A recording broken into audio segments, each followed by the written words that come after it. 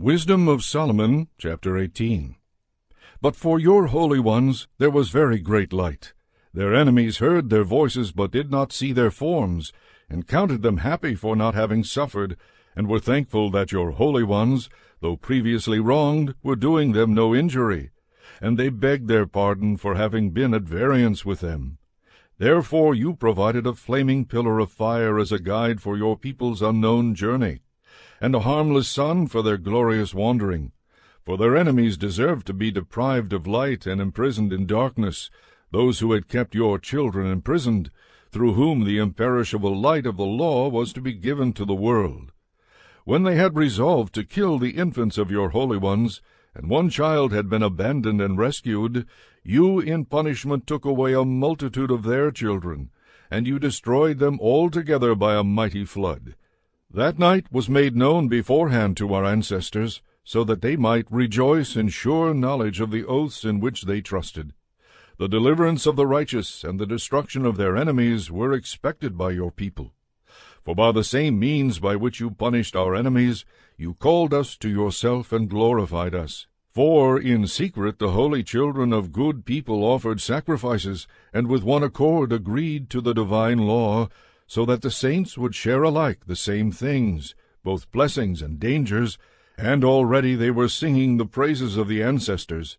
But the discordant cry of their enemies echoed back, and their piteous lament for their children was spread abroad. The slave was punished with the same penalty as the master, and the commoner suffered the same loss as the king, and they all together, by the one form of death, had corpses too many to count. For the living were not sufficient even to bury them, since in one instant their most valued children had been destroyed. For though they had disbelieved everything because of their magic arts, yet when their firstborn were destroyed, they acknowledged your people to be God's child. For while gentle silence enveloped all things, and night in its swift course was now half gone, your all-powerful word leaped from heaven, from the royal throne, into the midst of the land that was doomed, a stern warrior carrying the sharp sword of your authentic command, and stood and filled all things with death, and touched heaven while standing on the earth.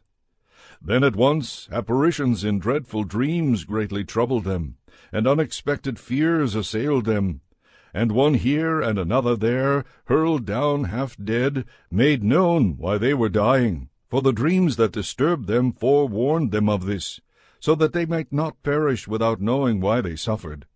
The experience of death touched also the righteous, and a plague came upon the multitude in the desert, but the wrath did not long continue. For a blameless man was quick to act as their champion. He brought forward the shield of his ministry, prayer and propitiation by incense.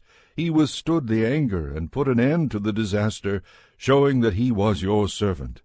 He conquered the wrath not by strength of body, not by force of arms, but by his word he subdued the avenger, appealing to the oaths and covenants given to our ancestors.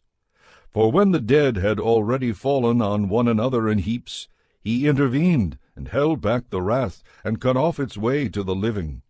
For on his long robe the whole world was depicted, and the glories of the ancestors were engraved on the 4 rows of stones, and your majesty was on the diadem upon his head.